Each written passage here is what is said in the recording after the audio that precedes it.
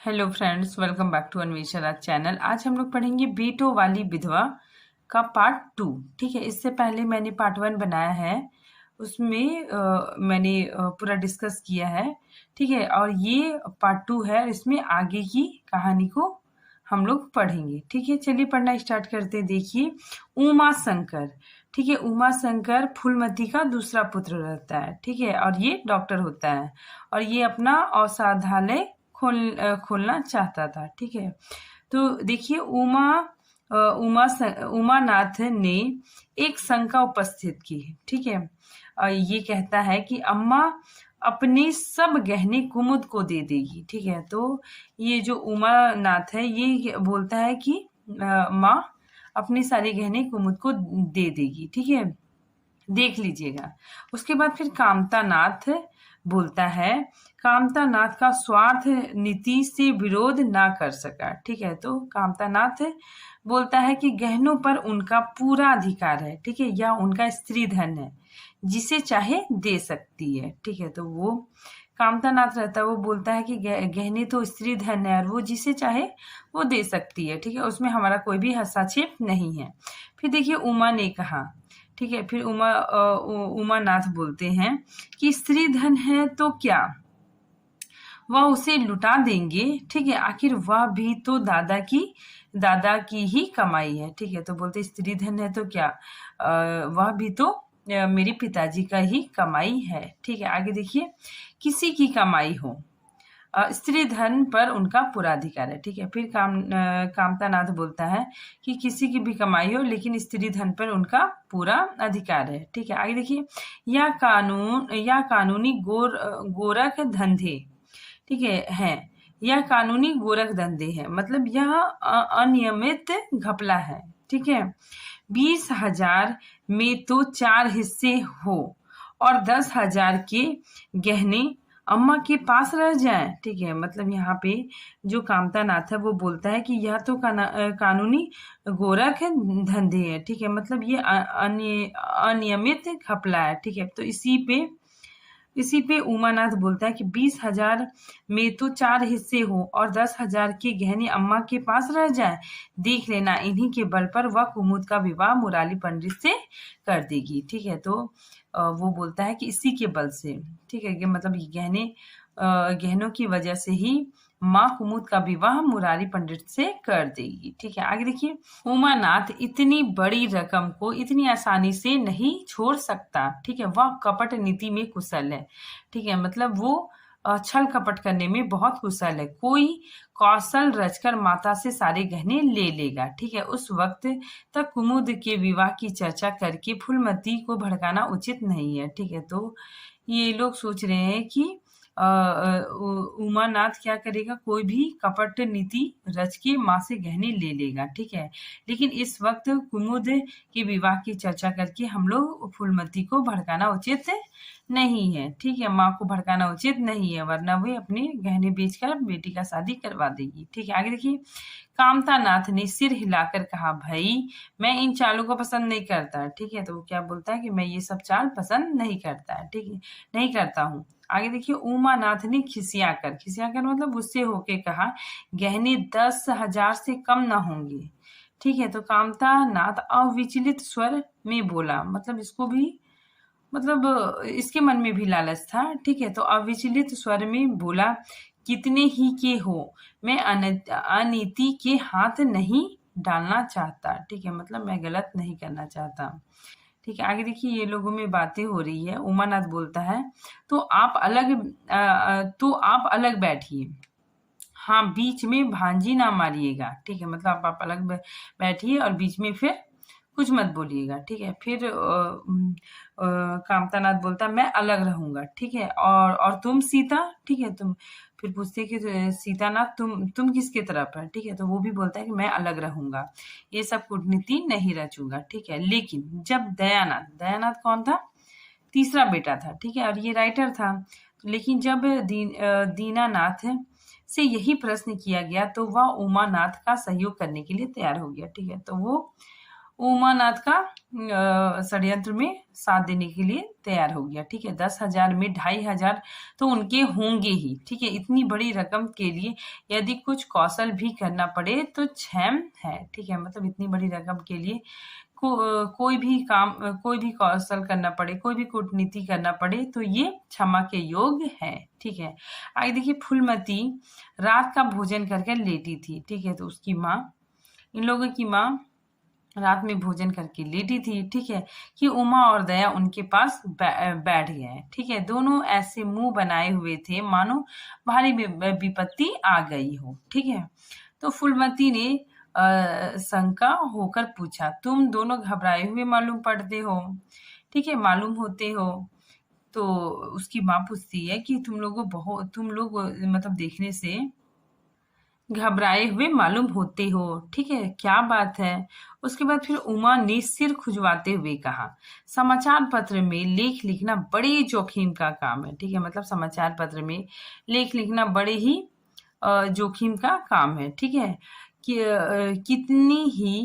कितनी ही बचकर लिखो लेकिन कहीं ना कहीं पकड़ हो ही जाती है। ठीक है, दयानाथ ने एक लेख लिखा था। ठीक है, उमानाथ बता रहा अपना माँ को कि दयानाथ राइटर है। ठीक है, तो दयानाथ ने एक लेख लिखा था, उस पर 5,000 की जमानत मांगी गई है। ठीक है, अगर कल तक वह जमानत ना जमा कर दी तो गिरफ्तार हो जाएगा, 10 साल की सजा ठुक जाएगी। ठीक है, तो वो बताता है, उमानाथ बताता है कि दयानाथ ने एक लेख लिखा था। ठीक है, उसके लिए उसे जमानत लेनी है। ठीक है, 5,000 जमानत मांगी गई है। ठीक है, और इसे देना है।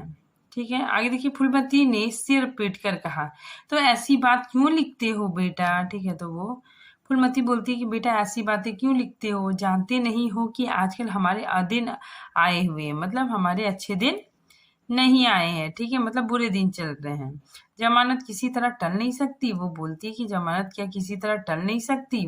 दयानाथ ने अपराधी भाव से उत्तर दिया। ठीक है, दयानाथ राइटर था। ठीक है, और उसी ने लिखा था। ठीक है, तो वही बोलता है, अपराधी भाव से उत्तर दिया, मैंने तो अम्मा ऐसी कोई बात नहीं लिखी थी। ठीक है, वो बताता है कि मैंने तो ऐसी बात कुछ भी नहीं लिखी थी, लेकिन किस्मत को क्या करूं, हाकिम जिला इतना बड़ा है कि जरा भी रियायत नहीं करता। ठीक है, मैंने जितनी दौड़ धूप हो सकती थी वह कर ली। ठीक है, तो बोल रहा है कि जितना मेरी शक्ति थी मैंने दौड़ धूप कर ली। तो तुमने कामता से रुपए का प्रबंध करने को नहीं कहा? ठीक है, उसकी माँ बोल रही है कि तुमने कामता से रुपए का बंदोबस्त करने को नहीं कहा। ठीक है, उमा ने मुंह बनाया। ठीक है, उसका स्वभाव तो तुम जानती हो अम्मा। ठीक है, वो बोल रहा है कि उसका स्वभाव तो तुम जानती हो अम्मा, उन्हें रुपए प्राणों से प्यारे हैं। ठीक है, मतलब उन्हें रुपए प्राणों से भी ज्यादा प्रिय है। ठीक है, उन्हें चाहे काला पानी ही हो जाए वह एक पाई ना देंगे। ठीक है, मतलब वो बोल रहे हैं कि उन्हें चाहे काला पानी ही क्यों ना हो जाए, वो एक पैसा भी नहीं देंगे। ठीक है, फिर देखिए दयानाथ ने समर्थन किया। ठीक है, ये बोलता है कि मैंने तो उनसे इसका जिक्र ही नहीं किया। ठीक है, फूलमती ने चारपाई से उठते हुए कहा। ठीक है, तो फूलमती जो चारपाई में मतलब बैठी हुई थी, तो वो उठते हुए कहती है कि चलो मैं कहती हूँ, देगा कैसे नहीं, रुपए इसी दिन के लिए होते हैं कि गाड़ कर रखने के लिए। ठीक है, मतलब वो बोल रही है कि रुपए इसी दिन के लिए होते हैं, ना कि गाड़ के रखने के लिए। ठीक है, मुसीबत में काम आए। ठीक है, पैसा इसी दिन के लिए होते हैं, ना कि गाड़ के रखने के लिए। ठीक है, आगे देखिए, उमानाथ ने माता को रोक कर कहा, नहीं अम्मा, उनसे कुछ ना कहो। ठीक है, रुपए तो ना देंगे, उल्टे और हाय हाय हाय मचाएंगे। ठीक है, मतलब वो बोल रहा है रुपए नहीं देंगे, ऊपर से मतलब बहुत शोरगुल करेंगे। ठीक है, उनको अपनी नौकरी की खैरियत मनानी है। ठीक है, इन्हें घर में रहने भी ना देंगे। ठीक है, मतलब उन्हें अपनी नौकरी का बहुत फिक्र है और इन्हें घर पे भी नहीं रहने देंगे। अफसरों में जाकर खबर दे देंगे तो भी आश्चर्य नहीं। ठीक है, मतलब जाके मतलब अफसर में मतलब जाके खबर दे देंगे और इसमें भी कोई भी आश्चर्य की बात नहीं होगी। ठीक है, आगे देखिए, फूलमती ने लाचार होकर कहा, तो फिर जमानत का प्रबंध जमानत का क्या प्रबंध करोगी? ठीक है, मतलब वो बोल रही है कि जमानत का प्रबंध अब कैसे होगा? मेरे पास तो कुछ नहीं है। हाँ, मेरे गहने हैं, इन्हें ले जाओ, कहीं गिरवे रख कर जमानत दे दो। ठीक है, मतलब बोलती है मेरे पास गहने बचे हैं, उसी को ले जाओ और उसको गिरवी रख के और अपनी जमानत करा लो। ठीक है?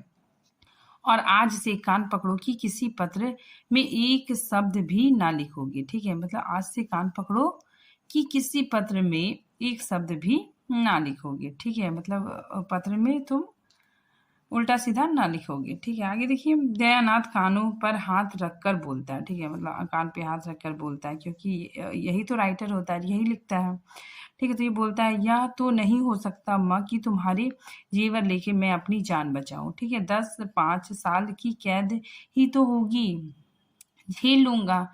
यहीं बैठा बैठा क्या कर रहा हूँ। ठीक है, मतलब बोलता है कि मैं आपका मतलब गहना नहीं ले सकता, क्या होगा, ज़्यादा से ज़्यादा ज़्यादा से ज़्यादा 10-5 साल जेल जाऊंगा। ठीक है, और मैं यहाँ कर क्या रहा हूँ, मतलब मैं यहाँ पे बैठा बैठा क्या करूँगा। ठीक है, फूलमती छाती पीटते हुए बोली। ठीक है, कैसी बातें मुंह से निकालते हो बेटा। ठीक है, मेरे जीते जी तुम्हें कौन गिरफ्तार कर सकता है। ठीक है, उसका मुंह झुलस दूंगी। ठीक है, मतलब वो बोल रही है कि मेरे जीते जी कौन तुम्हें गिरफ्तार कर सकता है। ठीक है, मैं उसका मुंह झुलस दूंगी। ठीक है, गहने इसी दिन के लिए है, गहने इसी दिन के लिए है या और किसी दिन के लिए? जब तुम ही ना रहोगे तो गहने लेकर क्या आग में झोंकूंगी। ठीक है, मतलब वो बोलते हैं कि तुम नहीं रहोगे तो मैं गहने का क्या करूंगी। ठीक है, तो फूलमती अपने बेटे के फिक्र के लिए वो अपने गहने को भी गिरवी रखने के लिए तैयार हो जाती है। ठीक है, लेकिन उसको पता नहीं होता है कि उसके बेटे लोग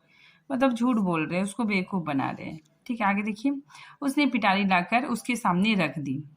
दया ने उमा की ओर फरियाद की आंखों से देखा। ठीक है, मतलब जो दयानाथ था, ठीक है, जो राइटर था, ठीक है, इसी के जमानत के लिए पैसा चाहिए था, तो ये क्या करता है, उमानाथ की ओर एकदम फरियाद की आंखों से देखता है। ठीक है, और बोलता है आपकी क्या राय है भाई साहब।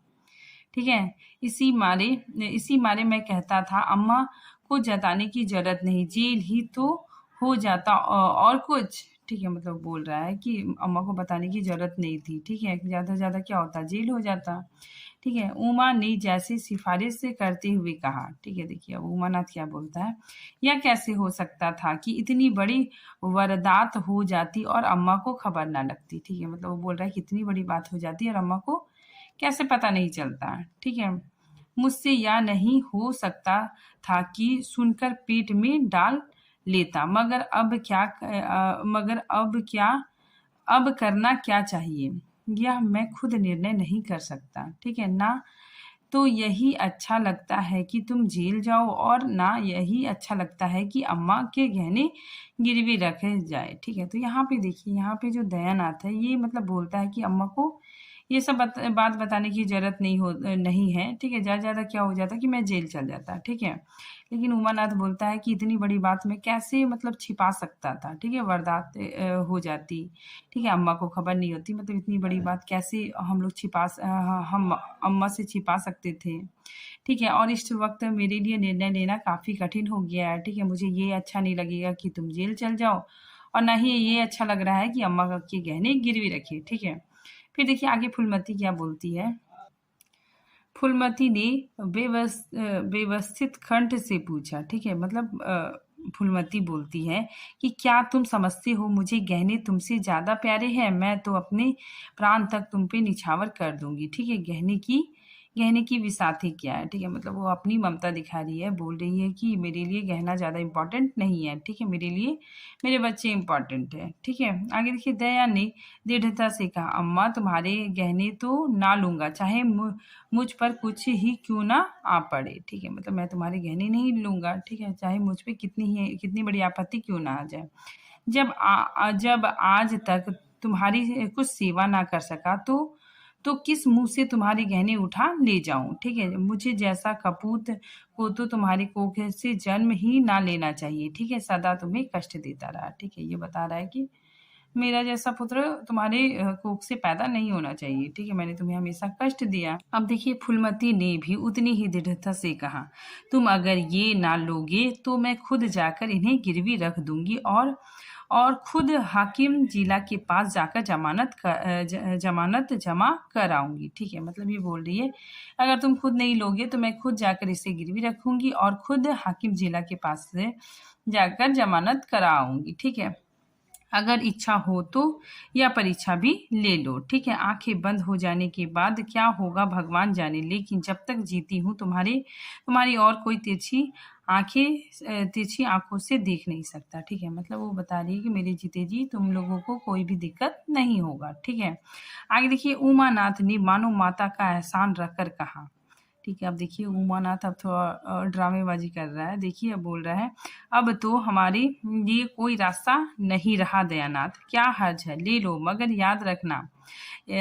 याद रखो जो ही हाथ में रुपए आ जाए गहने छुड़ाने पड़ेंगे। सच कहते हैं मातृत्व दीर्घ तपस्या है, माता के सिवा इतना स्नेह कौन कर सकता है। हम बड़े अभागे हैं कि माता के प्रति जितनी श्रद्धा रखनी चाहिए उतना ताक भी नहीं रखते। ठीक है, मतलब थोड़ा सा भी 100 के बराबर 27 मतलब क्या होता है 100 बराबर हिस्सों में एक, मतलब हम लोग थोड़ा सा भी प्रेम नहीं रखते। दोनों ने जैसे बड़े धर्म संकट में पड़कर गहनों की पिटारी संभाली और चलते बने। ठीक है, दोनों क्या करते हैं, गहने की पिटारी ले लेते हैं और चलते बनते हैं। ठीक है, माता वात्सल्य भरी आंखों से उनकी ओर देख रही थी। ठीक है, मतलब अब उनकी जो माँ है उसको अपने बच्चों को बहुत प्रेम की निगाहों से देख रही थी। ठीक है, और उसकी संपूर्ण आत्मा का आशीर्वाद जैसे उन्हें अपनी गोद में समेट लेने के लिए व्याकुल हो रहा था। ठीक है, मतलब वो अपने गहने देकर बहुत ही अपने आप को धन्य समझ रही थी। आज कई महीनों के बाद उसके भग्न मतलब जो टूटा फूटा, ठीक है, मातृ हृदय को अपना सर्वस्व अर्पण करके जैसे आनंद की विभूति मिली है। ठीक है, मतलब उसका जो मातृ हृदय है, ठीक है, वो मतलब बहुत ही आनंद की अनुभूति कर रहा है। ठीक है, अपना सर्वस्व अर्पण करके मतलब अपने गहने देकर बहुत ही आनंद की अनुभूति कर रहा है। ठीक है, उनकी स्वामिनी कल्पना इसी त्याग के लिए, इसी आत्मसमर्पण के लिए जैसे कोई मार्ग ढूंढ रही थी। ठीक है, मतलब उसका जो स्वाभिमानी कल्पना है, ठीक है, मतलब उसका जो मातृत्व है, ठीक है, वो त्याग और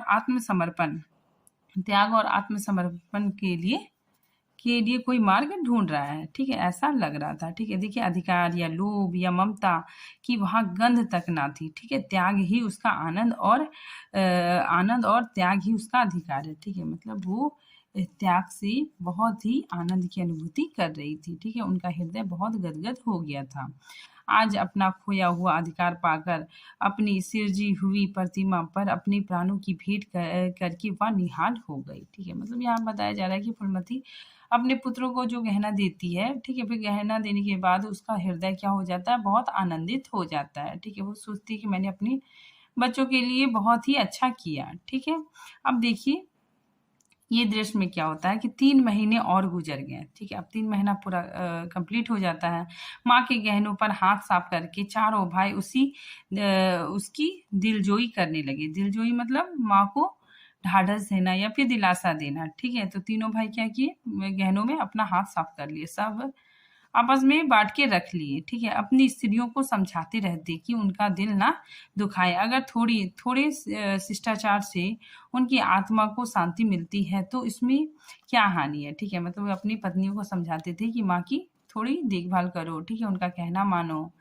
ठीक है, आगे देखिए, चारों करते अपने मन की। ठीक है, चारों अपने मन की करते थे, पर माता से सलाह ले लेते या ऐसा जाल फैलाते कि वह सरला उसकी बातों में आ जाती। ठीक है, मतलब वे लोग करते अपने मन की और अपनी माँ से सलाह ले लेते। ठीक है, और सलाह लेने के बाद फिर उसकी माँ उनकी बातों में आ जाती। ठीक है, या फिर ऐसे जाल बिछाती कि मतलब उसको किसी न किसी तरह घुमा फिरा के अपने माँ से सलाह ले लेते थे। ठीक है, मतलब अपनी तरफ अपने पक्ष में कर लेते थे। बाग को बेचना उसे बहुत बुरा लगता था। ठीक है, मतलब फूलमती को बाग को बेचना बहुत बुरा लगता था, लेकिन चारों ने ऐसी माया रची कि वह बेचने पर राजी हो गई। ठीक है, मतलब चारों भाइयों ने सब उल्टा सीधा कह के उनका दिमाग खराब कर दिया।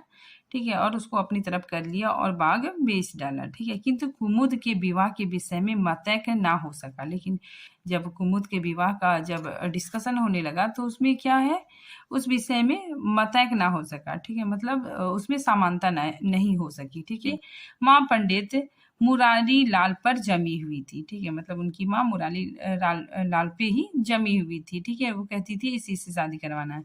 लड़के दीनदयाल पर अड़े हुए थे। लड़के बोलते थे नहीं, दीनदयाल से शादी करवाना है। ठीक है, एक दिन आपस में कला हो गया। ठीक है, तो इसी बहस में एक दिन आपस में लड़ाई हो गई। फूलमती ने कहा, माँ बाप की कमाई में बेटी का भी हिस्सा है। ठीक है, तुम्हें 16,000 का एक बाग मिला, 25,000 का एक मकान, 20,000 नगद में क्या 5,000 भी कुमुद का हिस्सा नहीं है? ठीक है, मतलब बता रही है कि तुम लोग को इतना सारा कुछ मिला और क्या कुमुद का कुछ भी हिस्सा नहीं है? ठीक है, कामता ने नर्मता से कहा।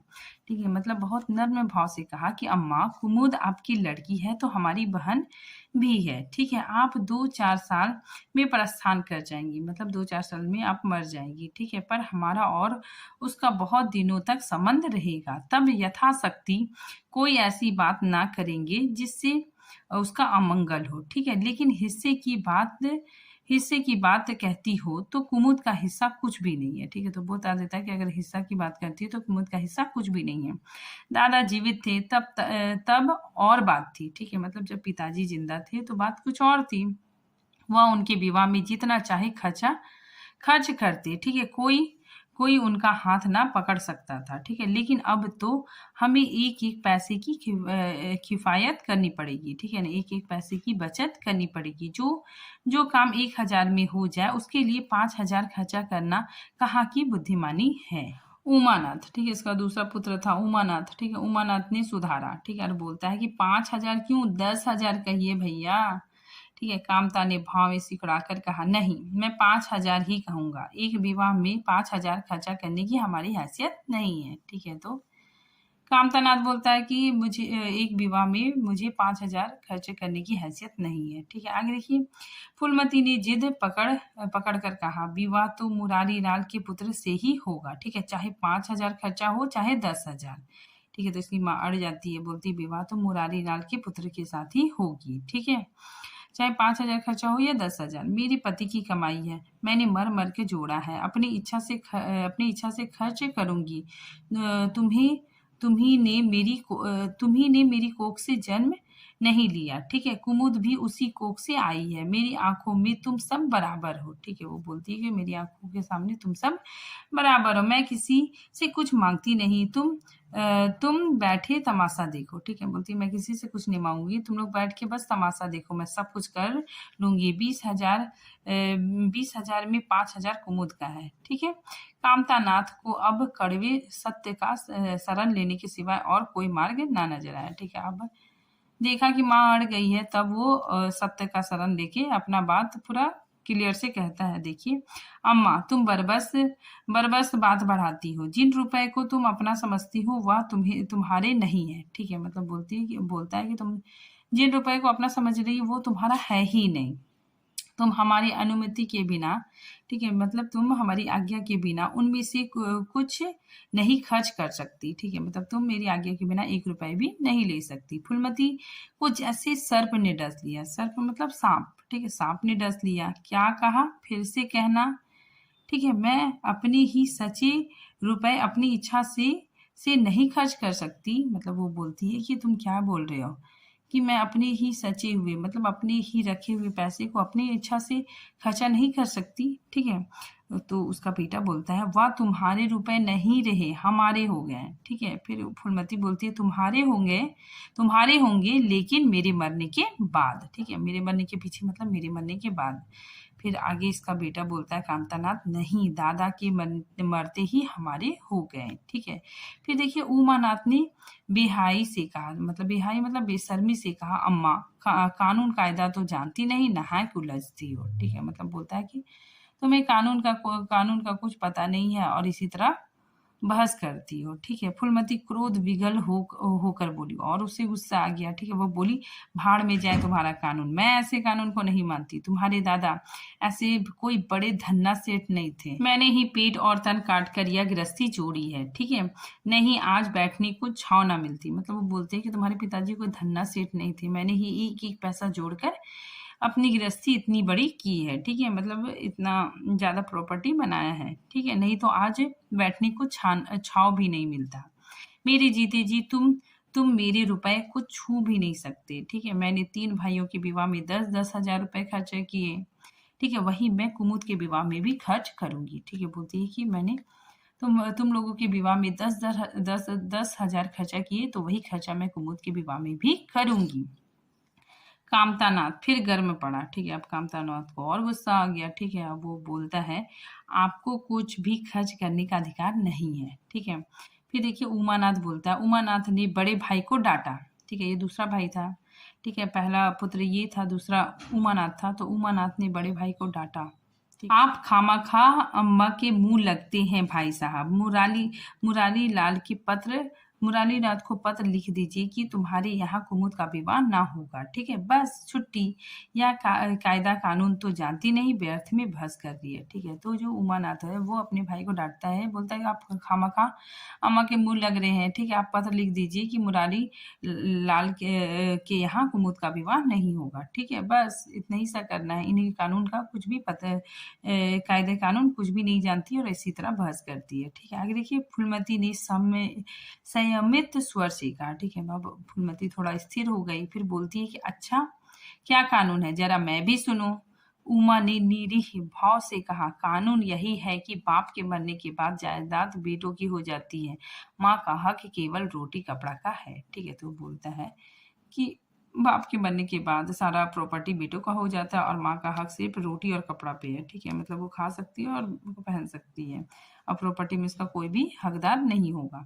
फूलमती ने तड़प कर पूछा, किसने यह कानून बनाया, ठीक है। उमा शांति स्थिर स्वर में बोला, हमारे ऋषियों ने, महाराज मनु ने, और किसने। फूलमती एक क्षण अवाक रहकर आहत कंठ से बोली, तो इस घर में मैं तुम्हारे टुकड़ों पर पड़ी हुई हूँ, ठीक है। उमानाथ ने न्यायाधीश का निर्मत से कहा, ठीक है। अब देखिए उमानाथ क्या बोलता है, तुम जैसा समझो, ठीक है। तो यहाँ पे फूलमती बोलती है कि मैं इस घर में तो तुम्हारे टुकड़ों पर मतलब पड़ी हुई हूँ। तो ये बोलता है कि हाँ, ठीक है, तुम जैसा समझो। फूलमती की संपूर्ण आत्मा मानो इस वर्ज्य पात्र से चिक्कार करने लगी, ठीक है। मतलब उसकी आत्मा उसका फट जाता है, ठीक है। उसके मुंह से जलती हुई चिंगारी की भांति यह शब्द निकल पड़े, मैंने घर बनाया, मैंने संपत्ति जोड़ी, मैंने तुम्हें जन्म दिया, पाला और आज मैं इस घर में गैर हूँ, ठीक है। मनु का यही कानून है और तुम उसी कानून पर चलना चाहते हो। अच्छी बात है, अपना घर द्वार लो, मुझे तुम्हारी आश्रिता बनकर रहना स्वीकार नहीं, ठीक है। इससे कहीं अच्छा है कि मैं मर जाऊं, ठीक है। तो वो बोलती है कि मैंने घर बनाया से, ठीक है, सब कुछ मेरा है, फिर भी तुम लोग बोलते हो कि ये सारा कुछ मेरा नहीं है, ठीक है। तो ये जो नियम बनाया हुआ है ये बहुत ज्यादा गलत है, ठीक है। और मैं तुम लोगों पे आश्रित बन के नहीं रहना चाहती, ठीक है। इससे अच्छा है कि मैं कहीं जाके मर जाऊं।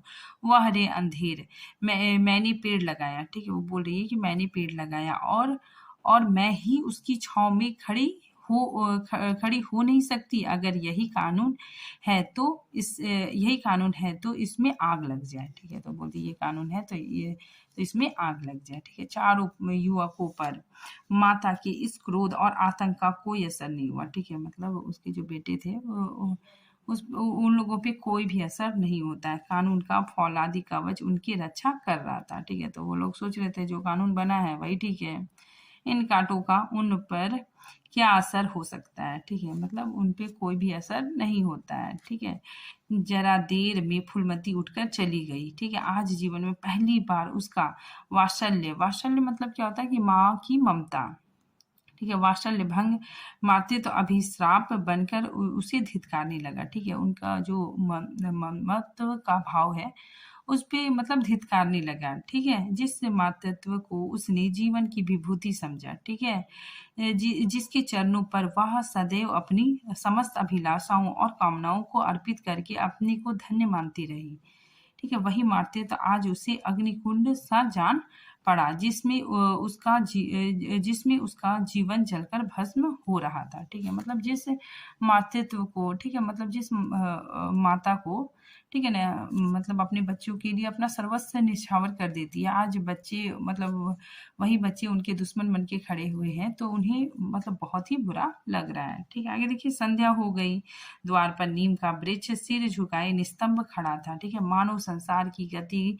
पर क्षुब्ध मतलब दुख, क्षुब्ध मतलब होता है दुख, दुख हो रहा हो, ठीक है। अस्ताचल की और प्रकाश और जीवन का देवता फूलमती के मातृत्व की भांति अपनी अपनी चिता में जल रहा था, ठीक है। तो यहाँ पे लेखक ने प्रकृति का वर्णन करते हुए भी फूलमती के दुख को दर्शाने की कोशिश की है, ठीक है। आगे देखिए, फूलमती अपने कमरे में जाकर लेट गई, ठीक है। तो उसे मालूम हुआ कि उसकी कमर टूट गई है, ठीक है। मतलब उसे ऐसा लगा कि उसकी कमर टूट गई है। पति के मरते ही अपने पेट के लड़के उनके दुश्मन हो गए, ठीक है। मतलब पति के मरते ही अपने पेट से जन्मे पुत्र भी उसके दुश्मन बन गए, ठीक है। उसको स्वप्न में भी गुमान ना था, ठीक है। जिन लड़कों को उसने अपने हृदय रक्त पिला पिला कर पाला, वही आज उसके हृदय पर यूं आघात कर रहे हैं। अब वह घर उसे कांटों की सेज हो गई, ठीक है ना। अब वह घर उसके लिए कांटों की सेज हो गई, जहां उसकी कुछ कद्र नहीं, कुछ गिनती नहीं। वह अनाथों की भांति पड़े रोटियां खाए या उसके अभिमानी प्रकृति के लिए असहाय था, ठीक है। मतलब वो सोचती कि मैं इस घर में क्यों रहूं, ठीक है, जहाँ मेरा कोई इंपॉर्टेंस नहीं है और मैं यहाँ पे अनाथों के भांति पड़ी रहूं और रोटियां खाऊं, ठीक है। ये मेरे स्वाभिमान को बहुत ठेस पहुंचाता है, ठीक है। पर उपाय ही क्या है? फिर आगे सोचती है कि अब उपाय ही क्या है, रास्ता ही क्या है। वह लड़के से अलग होकर रहे तो भी नाक किसकी कटेगी, ठीक है। संसार उसे थूके तो क्या, और लड़कों को थूके तो क्या, बदनामी तो उसी की है, ठीक है। मतलब वो बोलती है कि संसार उसे थूके या फिर उसके लड़के को थूके, बदनामी तो उसी की होगी, ठीक है। दुनिया यही तो कहेगी कि 4 जवान बेटे के होते होते बुढ़िया अलग पड़ी हुई मजूरी करके पेट पाल रही है, ठीक है। तो दुनिया यही कहेगी कि 4 बेटे होते हुए भी बुढ़िया अलग रह रही है और अपना मजूरी करके अपना पेट पाल रही है, ठीक है। जिन्हें जिन्हें उसने हमेशा नीच समझा, ठीक है। मतलब फूलमती सोचती है कि जिन लोगों को उसने हमेशा नीच समझा वही उस पर हंसेंगे, ठीक है। मतलब वो सोच रही कि मेरी बहुत बदनामी होगी, ठीक है, सब क्या सोचेंगे। और आगे नहीं, वह अपमान इस अनादर से कहीं ज्यादा हृदय विदरक था, ठीक है। मतलब वो सोचती है कि ये अपमान से बेहतर है कि मैं अपने बेटों का जो मतलब दुर्व्यवहार है उसको बर्दाश्त करूं, ठीक है। अब अपना और घर अब अपना और घर का पर्दा ढका रखने में ही कुशल है, ठीक है। मतलब वो सोचती है कि मेरे घर का बहुत बदनामी होगा, इसीलिए अपने घर का पर्दा रखना ही कुशलता की बात है। हाँ, अब उसे अपने को नई परिस्थितियों के अनुकूल बनाना होगा। वो सोचती है कि अपने को नई परिस्थितियों के अनुकूल बनाना होगा, ठीक है। समय बदल गया है, अब तक स्वामिनी बनकर रही, ठीक है। मतलब अब तक मालकिन बन के रही, ठीक है, अब लौंडी बनकर रहना पड़ेगा, ठीक है। अब नौकर के जैसा रहना पड़ेगा। ईश्वर की यही इच्छा है, अपनी बेटों की बातें और लाते, गैरों की बातें और लातों की अपेक्षा फिर भी गनीमत है, ठीक है। मतलब वो सोचती है कि अपने बेटों की बातें और लाते, ठीक है, दूसरों की बातों और लातों से बेहतर है, ठीक है। मतलब उसे बदनामी का डर हो जाता है, ठीक है। आगे देखिए, वह बड़ी देर तक मुंह ढांपे अपनी दशा पर रोती रही, ठीक है। मतलब वो अपनी दशा पे बहुत रोई। सारी रात इसी आत्मवेदना में कट गई, ठीक है। शरद का प्रभात है, सारी रात बीत जाती है, ठीक है, और फूलमती बहुत रोती है। फिर सुबह होता है, देखिए शरद का प्रभात डरता डरता उषा की गोद से निकला, ठीक है। जैसे जैसे कोई कैदी छिपकर जेल से भागा हो, ठीक है। मतलब सुबह सुबह का प्रभात निकल रहा है। फूलमती अपने नियम के विरुद्ध आज तड़के उठ जाती है, ठीक है। तो फूलमती क्या करती है, बहुत सवेरे उठ जाती है। रात भर में उसका मानसिक परिवर्तन हो चुका था, ठीक है? मतलब रात भर में उसका जो मानसिक सोच बदल गया था, ठीक है? सारा घर सो रहा था, वह आंगन में झाड़ू लगा रही थी, ठीक है? रात ओस में भीगी हुई पक्की ज़मीन उसके नंगे पैरों में काँटे की तरह चुभ रहा था, ठीक है? मतलब रात का जो भीगा हुआ ज़मीन था, ठीक है? वो उसके नंगे पैरों पे एकदम काँटे के जैसा चुभ रहा था, ठीक है? आगे देखिए पंडित जी मतलब फूलमती का पति, ठीक है? तो पंडित जी उसे कभी इतने सवेरे उठने ना देते। शीत उसके लिए बहुत हानिकारक था, ठीक है? ठंडा का जो मौसम है, वो उसके लिए बहुत ही हानिकारक था, ठीक है? पर अब वह दिन नहीं, प्रकृति को भी समय के साथ बदल देने का प्रयास कर रही थी, ठीक है? मतलब वो सोची कि समय के साथ मुझे बदल लेना चाहिए। झाड़ू से फुर्सत पाकर उसने आग जलाई, चावल दाल की कंकड़ियाँ चुनने लग गई, ठीक है? मतलब जब उस झाड़ू लगा लेती है, फिर वो आग जलाती है और चावल दाल की कंकड़ियाँ चुनने लगती है। कुछ देर में लड़के जगे, बहुआँ उठी, सभी ने बुढ़िया को सर्दी से सिकुड़ते हुए काम करते देखा, पर किसी ने यह ना कहा कि अम्मा क्यों हलाकन होती हो, ठीक है? मतलब क्यों इतनी परेशान होती हो? शायद सब के सब बुढ़िया के इस मान मर्दन पर प्रसन्न थे, ठीक है? सब के सब मतलब उनकी बुढ़िया जो चेंज हो गई, ठीक है? तो उस परिवर्तन से सभी लोग बहुत प्रसन्न थे और किसी ने ये नहीं कहा कि अम्मा तुम ये सब काम क्यों कर। आज से फूलमती का यही नियम हो गया कि जी तोड़कर घर का काम करना और अंतरंग नीति से अलग रखना, ठीक है? मतलब जो भी अंदर बातचीत हो रही है, ठीक है? घर में कुछ भी मतलब कुछ भी हो रहा है, उन सब चीज़ों से अलग रहना, ठीक है? मतलब किसी से कोई मतलब नहीं रखना। उसके मुख पर जो एक आत्मगौरव झलकता रहता था, उसकी जगह पे अब गहरी वेदना छाई हुई नज़र आती थी, ठीक है? मतलब उसका मुँह में पहले उसके मुख पे एकदम आत्मगौरव झलकता रहता था, ठीक है? अब उसकी जगह पे वेदना दिखाई पड़ती है। जहाँ बिजली जलती थी, यहाँ पे लेखक बता रहे हैं, उसका वर्णन कर रहे हैं कि जहाँ बिजली जलती थी, वहाँ अब तेल का दिया टिमटिमा रहा था, ठीक है? जिसे बुझा देने के लिए हवा का एक हल्का-सा झोंका काफ़ी था, ठीक है? तो लेखक बता रहे हैं उसकी स्थिति कि पहले वह बहुत आत्मगौरव के साथ रहती थी, लेकिन अब उसको देखने से बहुत ही मतलब वेदना लगता है। मुरारी लाल को इंकारी पत्र लिखने की बात पक्की हो चुकी थी, ठीक है? दूसरे दिन पत्र लिख दिया। दीनदयाल से कुमुद का विवाह निश्चित हो गया, ठीक है? दीनदयाल की उम्र 40 से कुछ अधिक थी, ठीक है? मर्यादा में कुछ हेठ थे, मर्यादा में मतलब कुछ मतलब नीचे थे, ठीक है? पर रोटी दाल से खुश थे, ठीक है? मतलब रोटी दाल से खुश थे, ठीक है? बिना किसी ठहराव के विवाह करने पर राजी हो गए, ठीक है? मतलब वे विवाह करने के लिए राजी हो जाते हैं, ठीक है? ये जो लड़का है, ठीक है, दीनदयाल, ये मतलब उम्र में भी ज़्यादा बड़ा था, ठीक है? और ये मतलब कुछ ज़्यादा मतलब कमाता भी नहीं था, ठीक है? आगे देखिए तिथि नियत हुई मतलब तिथि फिक्स हो गई, बारात आई, विवाह हुआ, कुमुद विदा कर दी गई। फूलमती के दिल में क्या गुजर रही थी, इसे कौन जान सकता है, ठीक है? मतलब फूलमती को बहुत बुरा लग रहा था, कुमुद के दिल पर क्या गुजर रही थी, इसे कौन जान सकता है, ठीक है? मतलब कुमुद को भी बहुत बुरा लग रहा था, पर चारों भाई बहुत प्रसन्न थे। चारों भाई क्या थे? बहुत ज़्यादा खुश थे, क्योंकि बहुत कम पैसे पे शादी हो रही थी, ठीक है? इन लोगों का खर्चा भी बहुत कम हो रहा था। मानो उसके हृदय का काँटा निकल गया हो, ठीक है? ऊँचे कुल की कन्या कुछ मुँह कैसे खोले, ठीक है? तो वो ऊँचे कुल की कन्या थी, तो वो अपना मुँह कैसे खोली, किसी को कुछ नहीं बताती है। भाग्य में सुख भोगना लिखा होगा तो सुख भोगेगी, दुःख भोगना लिखा होगा तो दुःख झेलेगी, ठीक है? हरी इच्छा बेकसा का अंतिम अवलंबन है, ठीक है? मतलब हरी इच्छा मजबूर होते हैं, उनका अंतिम अवलंबन है, अंतिम सहारा है। घर वालों ने जिससे विवाह कर दिया, उसमें हजार ऐब हो मतलब हजार बुराई भी हो, तो भी वह उसका उपासक मतलब उसका इष्ट देव, ठीक है? उसका स्वामी है, प्रतिरोध उसकी कल्पना से परे था, ठीक है? तो इसमें कुमुद के बारे में बताया जा रहा है। कुमुद के अंदर वो प्रतिरोध नहीं कर सकती, ठीक है?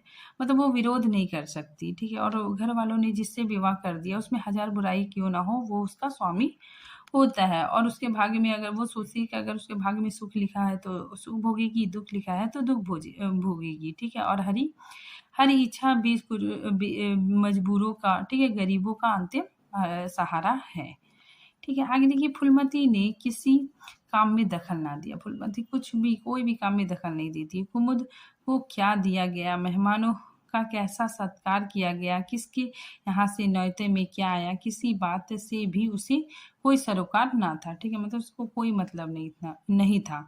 उससे कोई सलाह भी ली गई तो यही कहा, बेटा तुम लोग जो करते हो अच्छा ही करते हो, मुझसे क्या पूछते हो। जब कुमुद के लिए द्वार पर डोली आ गई और कुमुद माँ के गले लिपटकर रोने लगी तो वह बेटी को अपनी कोठरी पे ले गई, ठीक है। तो कुमुद जब विदा होने लगी और अपनी माँ को गले लग के रो रही थी तो उसकी जो माँ है फूलमती, वो उसको अपनी कोठरी में ले गई और जो कुछ 150 रुपए और 2-4 मामूली गहने उसके पास बचे थे बेटी के आंचल में डाल दिया। बोली, बेटी मेरी तो मन में रह गई, ठीक है। मतलब बोलती है मेरी इच्छा मन में ही रह गई, ठीक है। मेरी जो इच्छा थी कि जो मैं तुम्हारी धूमधाम से शादी करूंगी, वो इच्छा पूरी नहीं हो पाई, ठीक है। मेरी इच्छा मेरे मन में ही रह गई। नहीं क्या, आगे बताती कि नहीं क्या आज तुम्हारा विवाह इस तरह होता, तुम इस तरह विदा की जाती, ठीक है। मतलब बोलती है अगर तुम्हारे पिताजी जिंदा होते तो तुम्हारा विवाह इस तरह होता और तुम क्या इस तरह विदा की जाती। आज तक फूलमती ने अपने गहनों की बात किसी से ना कही। लड़कों ने उसके साथ जो कपट व्यवहार किया था, इसे चाहे वह अब तक ना समझी हो, लेकिन इतना जानती थी कि गहने फिर से ना मिलेंगे, ठीक है। मतलब उसको पता चल गया था कि मेरे बेटे ने जो गहने लिए हैं वो फिर से मिलने वाला नहीं है। मनोमल बढ़ने के सिवा कुछ हाथ ना लगेगा, लेकिन इस अवसर पर उसने अपनी सफाई देने की जरूरत महसूस हुई, ठीक है। मतलब वो सोची कि मैं अपनी अपनी अपनी तरफ से सच्चाई कुमुद को बता देती हूँ, ठीक है। कुमुद यह भाव मन में लेकर जाए कि अम्मा ने अपने गहने बहुओं के लिए रख छोड़े हैं, इसे वह किसी तरह से सहन ना कर सकती थी, इसीलिए वह अपनी कोठरी में ले गई, ठीक है। मतलब वो बोलती कि कुमुद ये ना सोचे कि मैंने जो अपने गहने हैं वो बहुओं के लिए रखे हैं, ठीक है। तो वो सोचती है कि मैं कुमुद को बता दूं कि जो गहने हैं वो उसके बेटे ले चुके हैं, ठीक है। तो देखिए इसीलिए वो उसे कोठरी में ले जाती है, लेकिन कुमुद को पहले ही इस कौशल की टोह मिल चुकी थी। उसने गहने और रुपए आंचल से निकालकर माता के चरणों पर रख दिया और बोली, अम्मा मेरे लिए तुम्हारा आशीर्वाद लाख रुपए के बराबर है, ठीक है। तुम इन चीजों को अपने पास रखो, ना जाने अभी तुम्हें किन विपत्तियों का सामना करना पड़े, ठीक है। तो कुमुद को मतलब पहले से ही टोन चुका था, ठीक है, कमेंट मिल चुका था कि अम्मा जरूर इसको मतलब गहने देगी, रुपए देगी, पैसे देगी, बहुत सारा चीज देगी। तो इसीलिए उसको इस बात का टोह मिल गया था, ठीक है। मतलब उसको अपने भाभीयों के द्वारा ताना मिल चुका था, ठीक है। इसीलिए वो क्या करती है, अपने मतलब वो सारे गहने को माता के चरणों में रख देती है, ठीक है। और बोलती है कि अम्मा मेरे लिए तुम्हारा आशीर्वाद ही लाख रुपए के बराबर है, ठीक है। और तुम इसको अपने पास रखो, ठीक है, ना जाने तुम्हें किन विपत्तियों का सामना करना पड़ेगा। आगे देखिए, फूलमती कुछ कुछ कहना ही चाहती थी कि उमानाथ, ठीक है, उमानाथ जो दूसरा पुत्र था, ठीक है, बहुत सेल्फिश। उमानाथ ने आकर कहा, क्या कर रही है कुमुद, चल जल्दी कर, ठीक है। साहित्य टली जाती है, मतलब जो शुभ मुहूर्त है वो टली जा रही है, वहां लोग हाय हाय कर रहे हैं, फिर तो 2-4 महीने में आएगी ही, ठीक है। बोल रहा है कि 2-4 महीने में आएगी ही, जो कुछ लेना देना है, जो कुछ भी लेना देना हो ले लेना, ठीक है। फूलमती को बहुत गुस्सा आता है कि जो कुछ भी लेना देना है ले लेना, ठीक है। फिर देखिए फूलमती के घाव पर जैसे मनो नमक पड़ गया, ठीक है। मतलब उसे बहुत बुरा लगा। बोली, मेरे पास अब क्या है भैया जो जो मैं इसे दूंगी। जाओ बेटी, भगवान तुम्हारा सुहाग अमर करे, ठीक है। मतलब बोलती है मेरे पास तो कुछ नहीं है जो मैं इसे दूंगी, ठीक है। और बोलती है कि बेटी अब तुम जाओ, ठीक है, भगवान तुम्हारे सुहाग को अमर करे। कुमुद विदा हो गई। फूलमती पछाड़ खा के गिर जाती है, ठीक है। वो मतलब बेहोश होकर गिर जाती है। जीवन की अंतिम लालसा नष्ट हो जाती है, उसकी जो अंतिम इच्छा थी वो खत्म हो जाती है। आगे देखिए, 1 साल बीत गया, ठीक है। फूलमती का कमरा घर के सब कमरों में बड़ा और हवादार था। ठीक है, कई महीनों से उसने बड़ी बहू के लिए खाली कर दिया था। ठीक है, मतलब उसने अपना कमरा भी खाली कर दिया था। ठीक है, और खुद एक छोटी-सी कोठरी में रहने लगी थी, जैसे कोई भिखारिन हो। बेटे और बहुओं से अब उसे ज़रा भी स्नेह न था, ठीक है? वह अब घर की लौंडी थी, ठीक है? घर के किसी प्राणी, किसी वस्तु, किसी प्रसंग से उसे कोई भी लेना-देना ना था, ठीक है? उसे कोई प्रयोजन ना था, मतलब कोई भी लेना-देना ना था। वह केवल इसलिए जीती थी कि मौत ना आती थी। सुख और दुःख अब सुख या दुःख का अब उसे लेस मात्र भी ज्ञान ना था। ठीक है, मतलब उसे कोई किसी से कुछ मतलब नहीं था।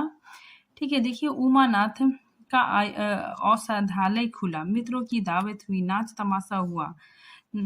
तमाशा हुआ। फिर दयानाथ, ठीक है, दयानाथ इसका तीसरा पुत्र था जो राइटर था। दयानाथ का प्रेस खुला, फिर जलसा जलसा हुआ। ठीक है, फिर पार्टी हुआ। सीतानाथ को वजीफा मिला और विलायत गया। सीतानाथ को भी वजीफा मिला। ठीक है, छात्रवृत्ति और विलायत चला गया। फिर उत्सव हुआ। कामतानाथ की बड़ी लड़की को यज्ञोपवीत संस्कार हुआ। यज्ञोपवीत संस्कार क्या होता है कि इसमें जनेऊ पहना जाता है और विद्या आरंभ होता है। ठीक है, मुंडन और पवित्र जल से स्नान कराया जाता है। ठीक है, तो इस संस्कार में ये सब होता है। ठीक है, फिर धूमधाम हुई, लेकिन फूलमती के मुख पर आनंद की छाया ना थी। ठीक है, मतलब फूलमती को कोई भी खुशी ना थी। कामतानाथ टाइफाइड में महीने भर बीमार रहा। ठीक है, अब कामतानाथ टाइफाइड की बीमारी हो गई और वो महीने भर बीमार रहा। ठीक है, मर कर उठा, वो बीमारी से मरकर उठा। दयानाथ ने अब की अपने पत्र का प्रचार बढ़ाने के लिए वास्तव में एक आपत्तिजनक लेख लिखा और 6 महीने की सजा पाई। उमानाथ ने एक फौजीदारी के मामले में रिश्वत लेकर गलत रिपोर्ट लिखी और उसकी सनाद छीन ली गई। ठीक है, देखिए इसमें खुशी, इसके घर में खुशी भी आती है, विपत्ति भी आता है। ठीक है, पर फूलमती के चेहरे पर रंज की परछाई तक ना पड़ी। ठीक है, लेकिन फूलमती के चेहरे पर दुख बिल्कुल दिखाई नहीं दिया। ठीक है, ना वो खुश होती थी ना दुख होती थी। ठीक है, उसके जीवन में अब कोई आशा, कोई दिलचस्पी, कोई चिंता ना थी, बस पशुओं की तरह काम करना और खाना। ठीक है, मतलब उसके जीवन में कोई खुशी, कोई गम, कुछ भी नहीं था। ठीक है, बस पशु की तरह खाना, यही उसकी जिंदगी, सॉरी, बस पशुओं की तरह काम करना और खाना, यही उसकी जिंदगी के 2 काम थे। जानवर मारने से काम करता है पर खाता मन से है। ठीक है, मतलब यहाँ पे लेखक बता रहे हैं कि जानवर मारने से काम करता है, ठीक है, पर खाता मन से। फूलमती बेकहे काम करती थी। ठीक है, मतलब फूलमती को कोई कुछ नहीं करता था, फिर भी वो बेकहे जानवरों की तरह काम करती थी, पर खाती थी विष के कोर की तरह। ठीक है, मतलब वो ठीक से खाना नहीं खाती थी। ठीक है, बहुत वेदना, बहुत तकलीफ होता था उसको। ठीक है, एकदम विष के कोर के जैसा खाती थी। महीनों सिर में तेल ना पड़ता। ठीक है, महीनों तक वो सिर पे तेल भी नहीं लगाती थी। महीने कपड़े ना धुलते, कुछ परवाह नहीं। वह चेतना शून्य हो गई थी। ठीक है, मतलब उसे कुछ भी कोई परवाह नहीं, उसके कपड़े गंदे हैं, तेल नहीं लगा हुआ है, वो चेतना शून्य हो गई थी। सावन की झड़ी लगी हुई थी। ठीक है, मलेरिया फैल रहा था। आकाश में मटियाले बादल थे, जमीन पर मटियाला पानी। ठीक है, आर्द्र वायु शीत ज्वार और श्वसन का वितरण कर रही थी। ठीक है, मतलब वो सावन का मौसम था और पूरा मतलब चारों तरफ आर्द्र वायु था। ठीक है, पानी बरस रहा था, जमीन पर मटियाले पानी थे। ठीक है, आकाश में भी बादल छाए हुए थे। घर की मेहरी बीमार पड़ गई। ठीक है, घर की जो मेहरी थी, जो मतलब नौकरानी थी, वो बीमार पड़ गई। फूलमती ने घर के सारे बर्तन मांजे, पानी में भीग भीग कर सारा काम किया। ठीक है, तो ये जो घर की नौकरानी थी ये बीमार पड़ गई, तो फूलमती ने ही सारे बर्तन मांजे, सारा काम भीग भीग कर किया।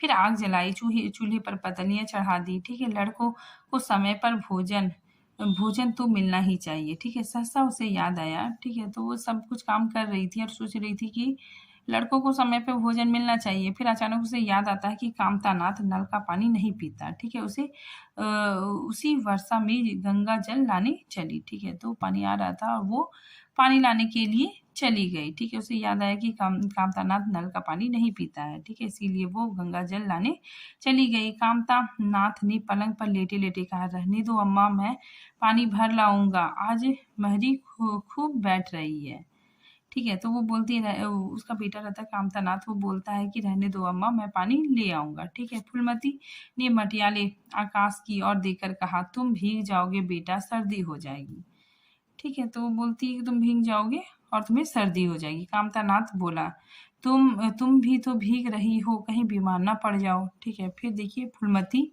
निर्मम भाव से कहती है, ठीक है, कि मैं बीमार ना पड़ूंगी, मुझे भगवान ने अमर कर दिया, ठीक है। तो ये कि मैं बीमार पड़ूंगी, मुझे भगवान ने अमर कर दिया। उमानाथ भी वहीं बैठा था, ठीक है। उसके औषधालय में कुछ आमदनी ना होती थी, इसीलिए बहुत चिंतित रहता था, ठीक है। तो जो उमानाथ था वो वहीं पे बैठा हुआ था और उसका जो दवाखाना था उसमें कोई भी आमदनी नहीं होती थी, ठीक है। भाई भावज की मुंह देखी करता रहता था, ठीक है। मतलब इधर उधर टाइम पास करता था। बोला, जाने भी दो भैया, बहुत दिनों बहुओं पर राज कर चुकी, ठीक है। तो वो बोलता है कि भैया जाने दो, इसने बहुत दिनों तक बहुओं पर बहुत राज किया है, ठीक है। मतलब बहुओं को बहुत सताया है, ठीक है। उसका पश्चाताप तो करने दो, ठीक है। मतलब उसका प्रायश्चित तो करने दो, ठीक है। आगे देखिए, गंगा बढ़ी हुई थी जैसे समुद्र हो, ठीक है। गंगा में बहुत पानी, मतलब बाढ़ आया हुआ था, ठीक है। ऐसा लग रहा था जैसे समुद्र हो। क्षितिज सामने के कुल से मिला हुआ था, ठीक है। किनारे के वृक्षों में केवल फुनगियां पानी के ऊपर रह गई थी, ठीक है। मतलब वृक्ष वृक्ष भी दिखाई नहीं दे रहे थे, केवल फुनगियां दिखाई दे रही थी। घाट ऊपर तक पानी में डूब गए थे, ठीक है। फूलमती कलसा लिए नीचे उतरी, मतलब गंगा में बहुत ज्यादा पानी आया हुआ था, ठीक है। और उसी समय फूलमती आती है और कलसा लेकर नीचे उतरती है। पानी भरा और ऊपर जा रही थी कि पाँव पाँव फिसल गया, ठीक है। तो उसी में क्या हो गया, पूरा कीचड़ था, ठीक है। और उसमें क्या हो गया, उसका पाँव फिसल गया, संभल ना सकी, पानी में गिर पड़ी, ठीक है। वो संभल नहीं सकी और पानी में गिर गई, ठीक है। पल भर हाथ पांव चलाए, फिर लहरें उसे नीचे खींच ले गई, ठीक है। वो हाथ पर चलाई, लेकिन बहुत ज्यादा पानी में उफान था, इसकी वजह से वो नीचे चली गई, ठीक है। किनारे पर दो चार पंडे चिल्लाए, ठीक है। मैं दो चार लोग चिल्लाए, अरे दौड़ो बुढ़िया डूबी जाती है। दो चार आदमी दौड़े भी, लेकिन फूलमती लहरों में समा गई थी, ठीक है। तो दो चार आदमी बचाने के लिए दौड़े भी, लेकिन फूलमती लहरों में पूरा समा गई थी, ठीक है। उस बल खाती हुई लहरों में जिन्हें देखकर हृदय कांप उठता था, ठीक है। मतलब इतना ज्यादा उफान लहर था कि जिसको देख के हृदय भी कांप जाता था, ठीक है। उसमें फूलमती डूब के मर जाती है, ठीक है। फिर आगे देखिए, एक ने पूछा, यह बुढ़िया कौन थी, ठीक है। दूसरे ने कहा, अरे वही पंडित अयोध्यानाथ की विधवा है, ठीक है। फिर देखिए, अयोध्यानाथ तो बड़े आदमी थे, ठीक है। तो उसने पूछा कि अयोध्यानाथ तो बड़े आदमी थे, हाँ थे तो, पर इसके भाग्य में ठोकर खाना लिखा हुआ था, ठीक है। तो दूसरा आदमी बोलता है कि इसके भाग्य में ठोकर खाना लिखा हुआ था, ठीक है। दूसरा इंसान पूछता है कि उसके तो कई लड़के बड़े बड़े हैं और सब कमाते हैं, ठीक है। फिर वो बोलता, हाँ सब है भाई, मगर भाग्य भी तो कोई वस्तु है, ठीक है। वो बोलता है कि लड़के सब बड़े हैं, सब कमाते हैं, लेकिन भाग्य भी कोई वस्तु है, ठीक है। तो आज ये टॉपिक यहीं पे खत्म होता है।